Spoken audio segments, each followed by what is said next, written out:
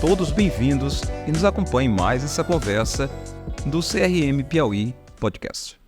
Estamos transmitindo simultaneamente por nosso canal do CRM no YouTube e também em áudio pelo Spotify, por onde você pode acompanhar todos os nossos encontros a qualquer momento. O Conselho Regional de Medicina do Piauí traz nesse 5º programa um tema muito relevante, a defesa do ato médico. Um tema que interessa a todos nós, médicos e pacientes, pois atinge o objetivo maior de nossa profissão, que é a saúde da população. Vamos tratar hoje dos aspectos da Lei Federal 12.842, publicada em 10 de julho de 2013, que trata sobre o exercício da medicina no Brasil. Nela está disposto que o exercício privativo do médico, as funções que nenhum outro profissional de nenhuma outra área do conhecimento pode exercer, a não ser o médico, sob pena de responder sobre sua conduta perante a justiça. Conversaremos ainda sobre o que infelizmente ainda acontece diariamente. Casos absurdos de pacientes que ficam com sequelas ou que às vezes vêm a óbito porque fazem procedimentos invasivos com outros profissionais não médicos. Profissionais que não têm a devida habilitação nem o conhecimento técnico para reverter erros durante os procedimentos e, o que é pior, não contam com a estrutura necessária para fazer o devido acompanhamento desses pacientes no pós-operatório. Vejam, está previsto em lei. Esses procedimentos não podem ser executados porque não é médico. Portanto, vamos dar início a essa discussão. Me apresento. Sou o Dr. João Luiz Ribeiro, médico, conselheiro do Conselho Regional de Medicina do Piauí. Conosco está também o Dr. João Araújo Moura Fé, nosso presidente do Conselho. Olá, Dr. João Araújo. Obrigado. E também está conosco o Dr. Danilo Negreiros, também conselheiro conosco aqui do CRM Piauí. Bom, olá, tudo bem? Obrigado pelo convite. Sejam então todos bem-vindos a essa nossa conversa.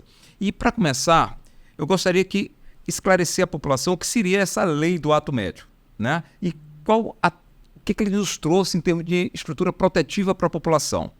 Em 2013, o Congresso, né, decretou e foi promulgado pela a Presidência da República essa lei 12.842. Ela deixa bem claro no seu primeiro artigo. Ela vai reger os dispositivos que dizem como o médico deve agir. Não saímos desse período do senso comum, do que a gente acha que é, né, para o que está agora normatizado, que está em lei. E vamos então aqui conversar, ver se o Dr. Moura Fé pode nos ajudar nesse passo. No artigo 4º, inciso 3, tem algo que é bem interessante e bem taxativo. Lá diz que a indicação e execução de procedimentos invasivos, diagnósticos, terapêuticos e estéticos é exclusivo do médico. Queria que o senhor comentasse um pouquinho mais e conversasse sobre a gente sobre isso. Obrigado, doutor João Luiz, pelo convite, doutor Danilo Negreiros. Então, assim, a lei, ela tem 11 anos agora, e ela discrimina qual a atividade do médico, qual o procedimento que o médico pode realizar, e discrimina também os atos privativos do médico. Então, qualquer procedimento invasivo no ser humano, ele é privativo do médico. Qualquer outro profissional que o fizer está exercendo a medicina ilegalmente. Isso, com procedimento invasivo, diagnóstico, tratamento, prescrição, então é ato privativo do médico. Inclusive a indicação, ou seja, não é só que ele não faça, ele não pode indicar também, não é isso? Exatamente. A indicação, ela prescinde de um conhecimento técnico profundo sobre o ser humano. Sim. E aí, então, o médico é o profissional habilitado para fazer isso. Nós temos que, não significa isso que seja uma reserva de mercado, nem que os outros profissionais de saúde não sejam importantes na condução do tratamento. Mas a lei estabeleceu e discrimina a atividade do médico privativa nessas situações. Então, nós temos 14 profissionais de saúde, temos uns que não têm profissão regulamentada, como os esteticistas, né? E o médico é o que detém maior conhecimento, é o que é capaz de diagnosticar, prescrever, tratar, operar e tratar as complicações, que é a parte mais difícil do tratamento. Então, o médico é muito importante do tratamento, na proteção da sociedade com relação à sua atividade. É aquilo que a gente estava conversando aqui um pouquinho antes de a gente começar a nossa conversa mais explícita para quem está nos ouvindo. O doutor Danilo estava conversando uma coisa interessante que eu queria que postasse aqui, é que os outros conselhos, também seguindo, porque todos nós, enquanto conselheiros, somos executores de uma ação estatal, que são autarquia dos conselhos. Os conselhos, como o Conselho de Odontologia, também tem posto isso, colocando para os odontólogos as restrições que tem de ações. Poderia conversar um pouquinho sobre isso, doutor Danilo? Sim, exatamente. Então, primordialmente, nós temos que saber que a área de atuação de cada profissional, ela é delimitada pelos próprios conselhos profissionais, seja o Conselho Federal de Medicina, o Conselho Federal de Odontologia, e baseado nessas restrições que a lei colocou como exclusivas dos médicos e baseado na regulamentação do próprio Conselho Federal de Odontologia, você já teria o limite de atuação desses profissionais. Então, em 2019, o Conselho Federal de Odontologia, ele definiu a área de atuação de harmonização orofacial para os dentistas. Em 2020, como uma forma de limitar esses procedimentos... É uma definição mais consistente, né? Exato, porque realmente começou a se ter profissionais fazendo diversos procedimentos estéticos faciais, né, que não cabiam a eles. O próprio Conselho Federal de Odontologia limitou quais seriam esses procedimentos. Então, por exemplo, ele proíbe o dentista de realizar rinoplastia, otoplastia, blefaroplastia, cirurgia estética das sobrancelhas, dentre outras. E a grande questão é que se, de certa forma, esses limites eles forem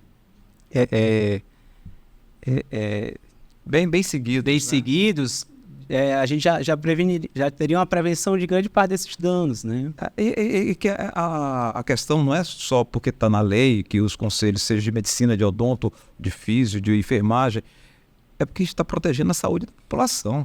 A ideia aqui não é proteger a área de atuação do médico, é proteger a população com regulamentação para ver quem é que está realmente habilitado para fazer isso.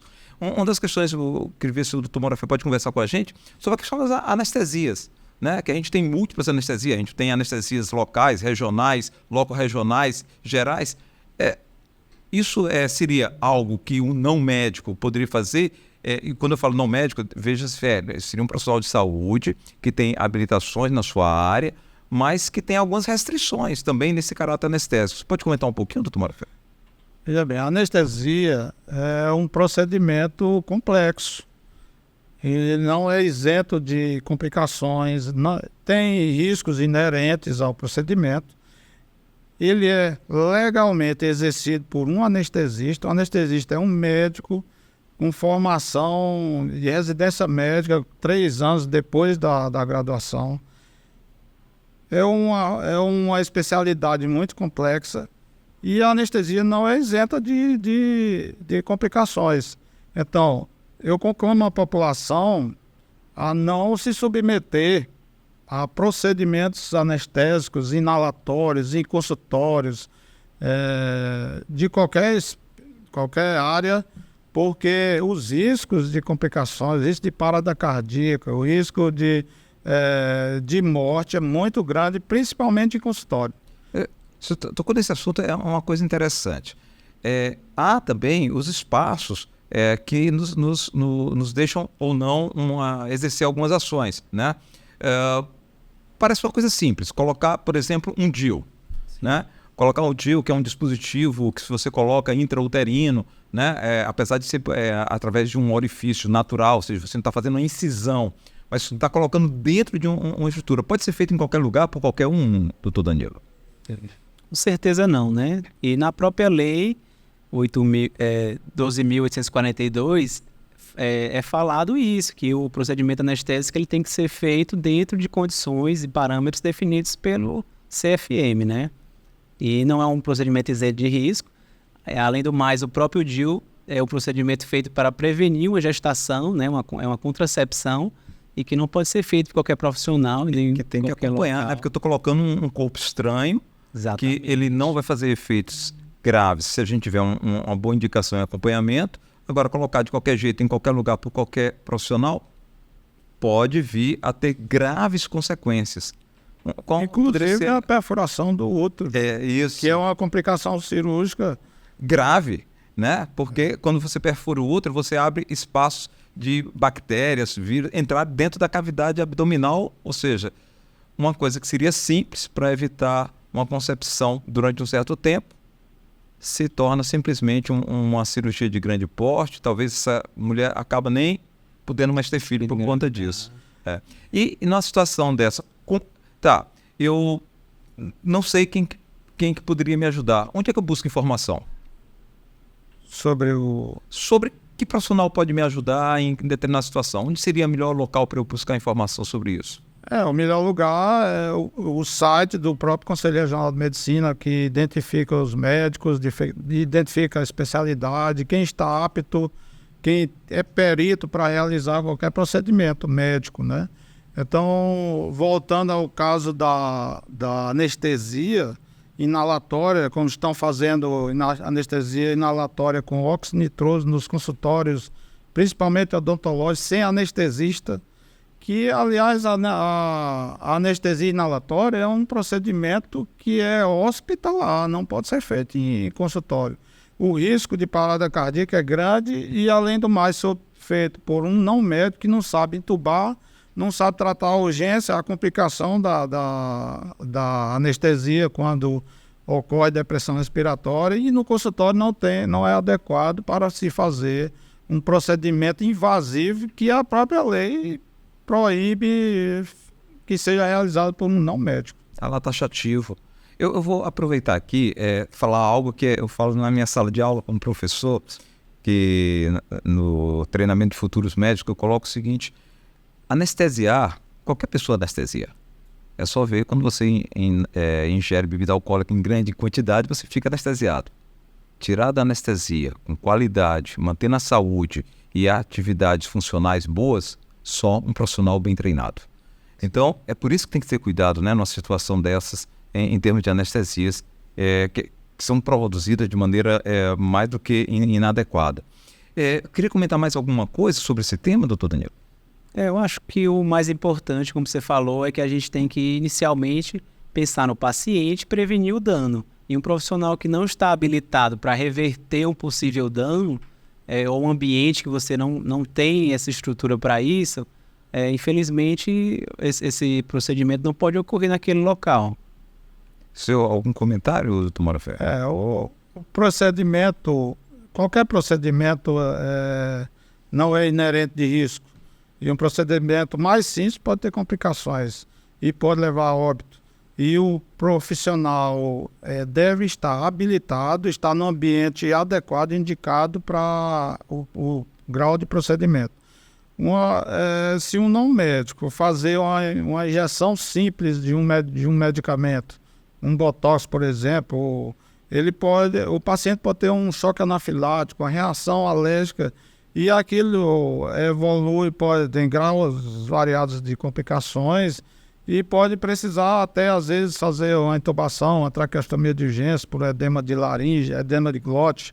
Então, uma pessoa não médica não está habilitada para realizar um procedimento que exige de um médico um treinamento de 9, 10 anos. Inclusive. Agora, nós vamos aceitar que um profissional não habilitado, faz um curso de final de semana, um curso para poder exercer uma atividade que é privativa do médico e que causa dano à sociedade. E o dano depois é difícil de reverter, né? Doutor Danilo pode nos mostrar, falando aqui para a gente, algumas situações de procedimentos estéticos feitos por profissionais não habilitados, o que é que produzem, como, por exemplo, uma algumas plásticas, para falar mais detalhes, plástico de nariz. Sim. Explica aí pra gente algumas consequências que às vezes fica difícil até, né? Você remontar, reorganizar isso, não é nem para ter o efeito estético que inicialmente a pessoa queria, para tentar voltar até o que era antes, era difícil.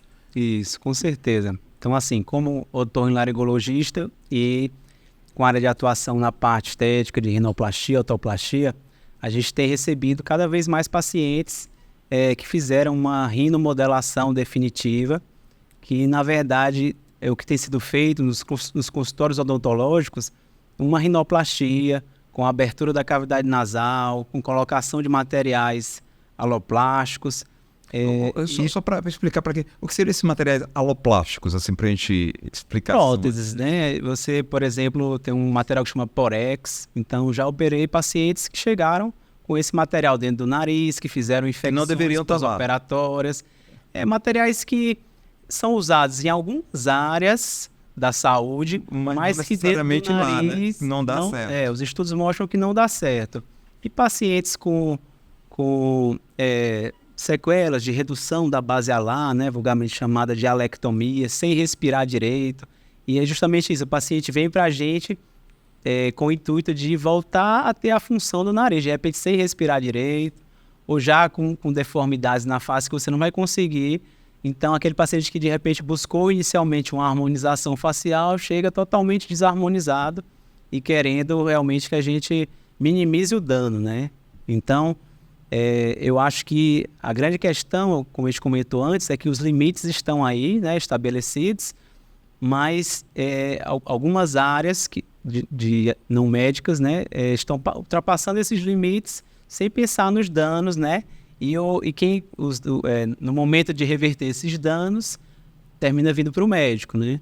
Que acaba não conseguindo, até não conseguir reverter, não porque não tem a capacidade disso, é porque não temos ainda a ciência como voltar a algo totalmente destruído. Exatamente. Doutor Morafé, nós tínhamos visto agora recente, teve uma divulgação grande de uma paciente, né, que fez um procedimento estético onde colocaram situações dentro do subcutâneo dela, né, de materiais, estava me lembrando isso, materiais não próprios, e fez uma necrose gigantesca, e o que seria só retirada de uma pequena quantidade de gordura, né, da região da nádega para ficar na nádega, acabou simplesmente ficando um buraco, e uma situação meio complicada, né? Como é que seria uma situação dessa aí para quem digamos, pega uma situação dessa como cirurgião tentando consertar isso que às vezes fica difícil ajeitar realmente? A introdução de material, como o doutor Danilo falou, material inadequado numa região já não é isenta de complicações, como no caso que você citou, complicação grave, que precisa do diagnóstico precoce para evitar as sequelas. Mas eu fico imaginando também esses procedimentos executados em clínicas de estética na esquina, sem a devida observação dos critérios de esterilização, para evitar infecção, né, nas feridas. A pessoa acha que é só pegar uma luva e fazer aquilo, mas às vezes sai sozinho, bota a luva, protege a mão dele, mas aí pega no material que está em cima da mesa, não tem auxiliar, injeta no corpo e facilita a infecção. Então, assim, procedimentos estéticos feitos por esteticista na esquina ou em qualquer clínica que não seja em ambiente hospitalar, quem fizer isso está exercendo a medicina ilegalmente. E aí a gente traz aqui para dentro do nosso espaço, né, enquanto representando essa proteção da população, que é nossa função enquanto conselho, é algo que o conselho está fazendo, né, em termos de fiscalização, de verificação disso. E em vez de a gente estar procurando também só essa fiscalização a posteriori, é por isso que a gente está aqui debatendo para orientar a população que antes de ir atrás de algum procedimento com um profissional meio duvidoso, não custa nada, procura o conselho, procura as sociedades e verifica. Ele é um profissional habilitado realmente? Isso não tem problema nenhum em procurar, né? E como o Dr. Morafé está colocando, está lá nos nossos sites. Mas também, você pode vir até os conselhos, pode ir até o conselho pessoalmente, pode dar uma ligada para o conselho, pode perguntar, né? Temos vários canais, a gente tem os canais aqui que a gente está de fazer essa divulgação do Spotify, do YouTube, mas temos também os canais hoje múltiplos de buscar isso aí, inclusive no WhatsApp, etc e tal, buscar a gente. Eu acho que seria isso uma coisa importante, né? O que vocês acham? Em vez de a gente estar enquanto conselho, que seria buscar o que já está feito, a gente antecipar isso aí. Seria uma busca atual bem importante, né? Dentro do conselho. É importante a conscientização da sociedade sobre a atuação de vários profissionais de saúde com relação ao ser humano. Então, nós como conselho, devemos orientar quais são os procedimentos, quais são os profissionais habilitados para exercer certas atividades médicas, não desmerecendo os outros profissionais de saúde, que são importantes na condução, na ajuda também ao médico, mas as complicações, elas são próprias de cada procedimento, mesmo realizado por médico. Imagine por um não médico que desconhece certas nuances da própria atividade, do próprio ser humano, e que não sabe tratar as complicações. Imagine você viajar num avião a jato com um piloto que só sabe pilotar helicóptero. Causa insegurança à população, a todos, aos passageiros. E isso é a coisa que é uma função nossa do conselho, nós como conselheiro, orientar a sociedade quanto aos atos privativos do médico. Poderia você comentar também aqui um pouquinho o que já está se fazendo em termos de conselho nessas ações diretas quando acontece esses eventos e chega a informação, seja direta para o conselho ou indireta através da divulgação, né? Vocês querem comentar alguma coisa nesse sentido? Das ações que o Conselho, tanto o Conselho Regional de Medicina como os Conselhos Federais agindo de forma direta ou indiretamente nesse sentido? O Conselho está fiscalizando essas atividades exercidas por não médicos, e nesses casos o Conselho denuncia ao Ministério Público, que é o, vamos dizer, autor das ações penais que é quem protege a sociedade, e ele é quem toma a iniciativa para avaliar a invasão do profissional na atividade que não é médica. No caso, crime, exercício legal de medicina. Então, o Conselho faz isso porque ele não tem atuação sobre o profissional, mas ele ajuda a identificar e pode até prender, identificar um flagrante e, junto com a polícia, prender em flagrante quem estiver exercendo a medicina ilegalmente. Uma das soluções também é abrir esses procedimentos junto ao Ministério Público, né? Para poder fazer ação. Doutor Danilo, e numa situação de que o paciente está numa situação que ele está ainda não fez o procedimento, mas está nessa de discussão e tudo mais. Uma situação prática, como ele poderia tentar minimizar isso e de que forma? Sim. Eu acho que o paciente, né, a população, tem que tentar preservar o seu bem maior, que é a sua saúde, né? Como a gente estava falando,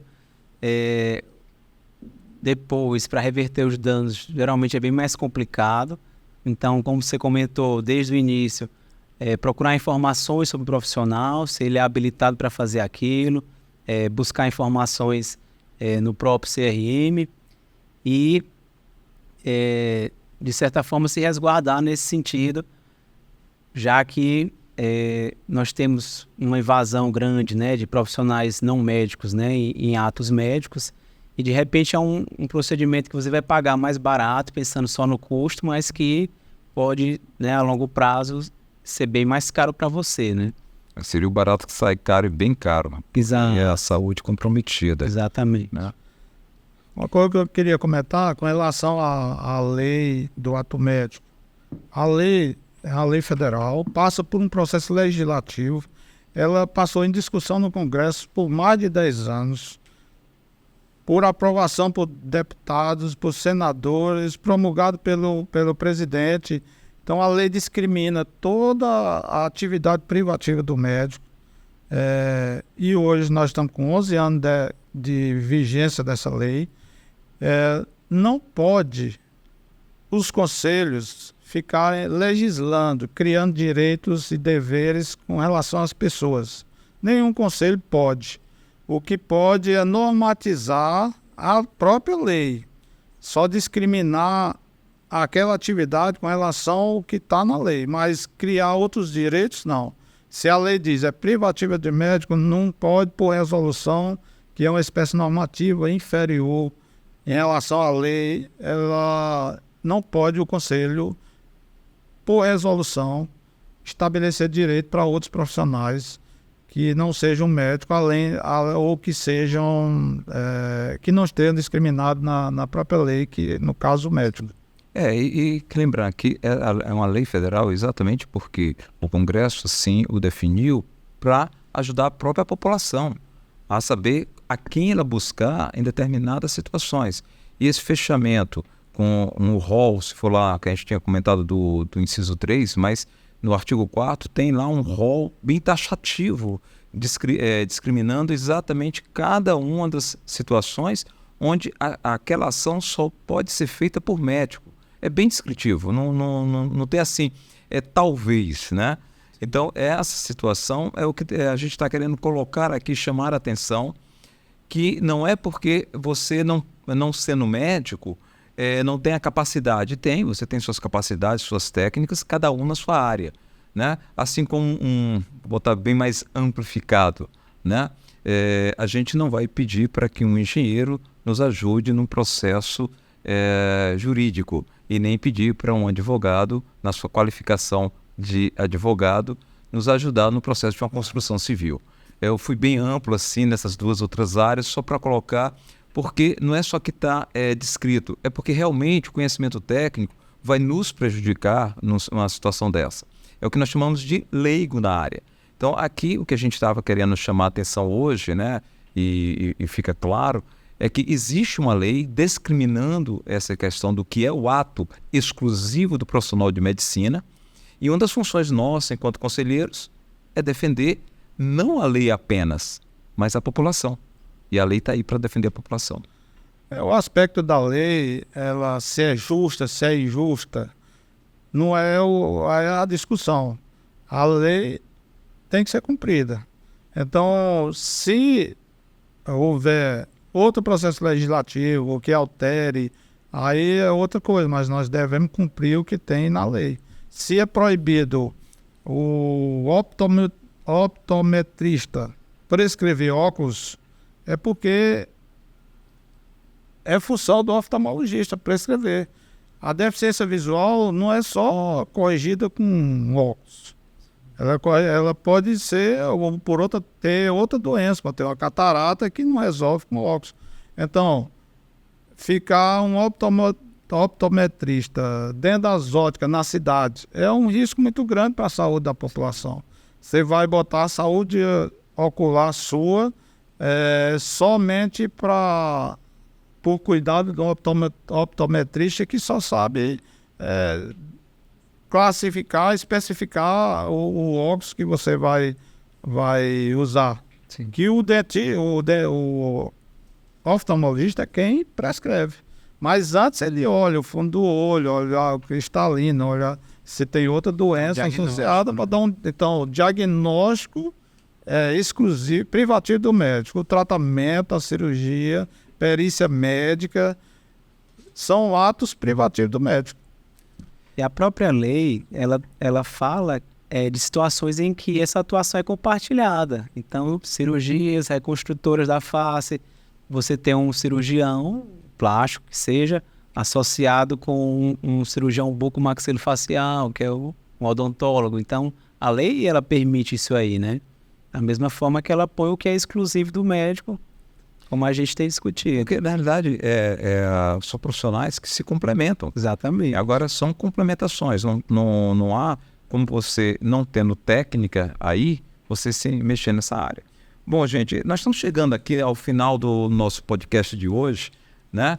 A gente agradece ao Dr. Borafé sua brilhante exposição. Dr. Danilo, obrigado pelo seu comparecimento aqui no sentido de conhecimento e trazer várias informações para nós. Queria lembrar a todos vocês que a ideia maior aqui é exatamente que o cidadão possa estar protegido. Uma das funções nosso enquanto conselheiros é exatamente dar essa proteção ao cidadão no exercício do ato médico, no exercício da profissão da medicina. E como a gente tinha comentado, né, tem várias formas de contactar. Você tem o nosso WhatsApp, o 86-98802-0136, que você pode entrar em contato até para pedir informações sobre essas questões que nós estamos colocando do ato médico, em várias dúvidas que você tiver. Também, se tiver denúncias de situações em que você ache que tem algo que não está sendo exercido de forma legal ou de forma adequada à medicina, pode entrar em contato com o conselho pelo WhatsApp que já colocamos, ou no nosso site CRMPI, né, tudo junto, crmpi.org.br, e pelo nosso e-mail protocolo@crmpi.org.br. Ok? Muito obrigado por estarem conosco e convidamos para os nossos próximos encontros aqui no podcast do CRM Piauí, onde teremos novos debates, novas informações e trazer mais adequações para a sua saúde. Muito obrigado.